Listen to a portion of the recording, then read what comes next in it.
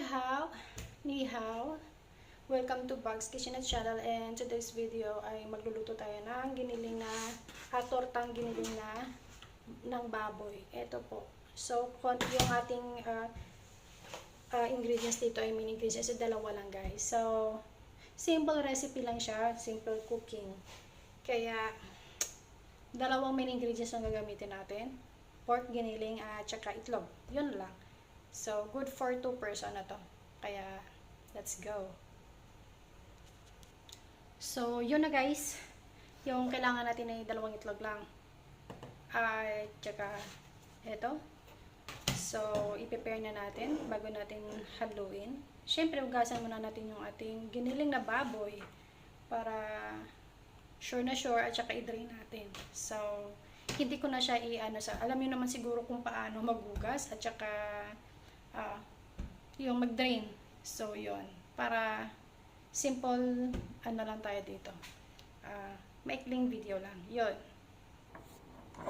So, eto na guys, yung ating giniling na baboy. Nahugasan na to at saka na-prepare.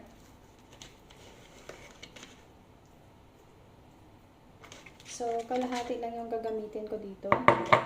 Good for 2 lang siya. So, yan ang kadami. Siyempre, lagyan ko lang ng konting pepper at saka konting asin. So, bago natin ilagay yung ating itlog, lagyan natin ng konting pepper. At saka konting asin. Konting-konti lang talaga. Ganyan lang siya kadami. So, yan. So, pwede din ilagay nyo black pepper. Yung sa akin ginamit ko dito is white pepper. White lamb pepper.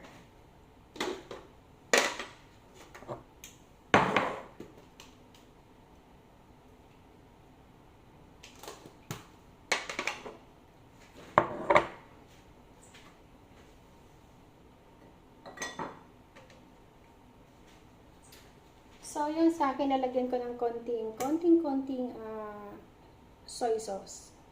Light soy sauce. Sa atin kasi patis dyan, diba? So, konti lang. Mga ganyan lang siya. So, yan. And then, we're going to mix it.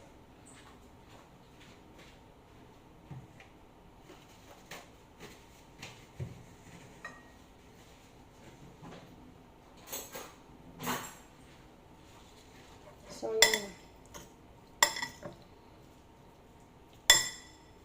And then,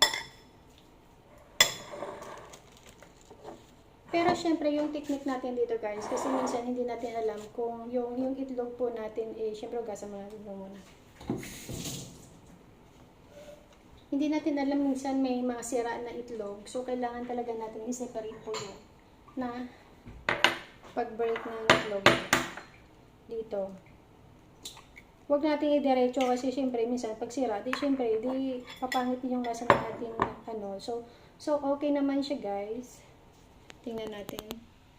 Okay naman siya. Then pag okay, ilagay natin dito. Then same lang po tayo. Dalawang itlog lang palang ginamit ko dito. Ayan. Pero masarap to pag meron ding spring onion.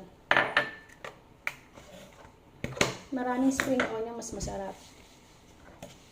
Pero nga, simple cooking na tayo ngayon. Ito lang yung nalagay ko. So, yun lang guys.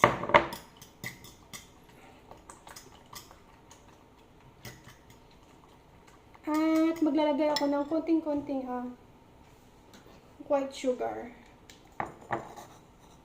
To balance lang yung taste natin guys. Kaya konting-konti lang talaga siya. Ito lang siya guys.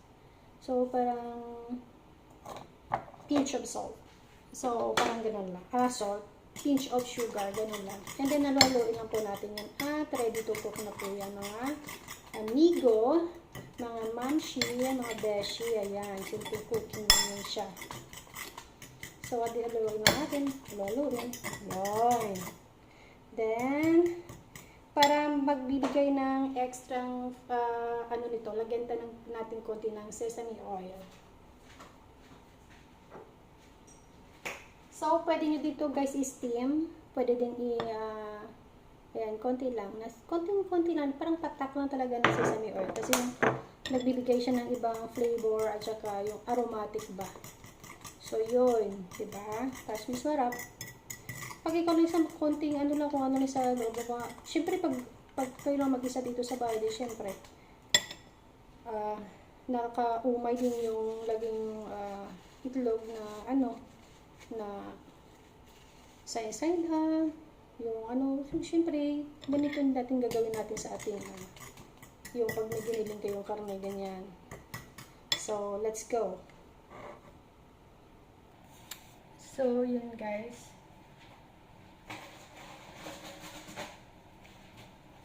Medyo mainit kasi mainit dito ngayon. Dito tayo sa ano. Yung hindi na masyadong mainit, yung ano lang kasi yung humid. Parang ganon. So, kakaiba yung ano ng init ngayon. So, magluluto na po tayo. So, lagyan lang natin dito.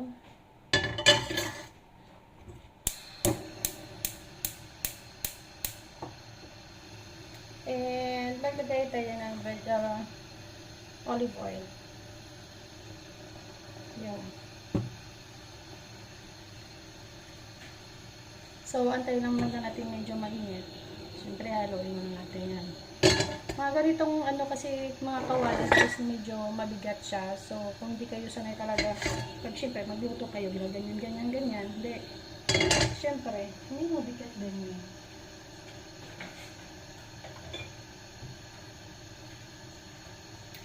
And, let's go. Yeah.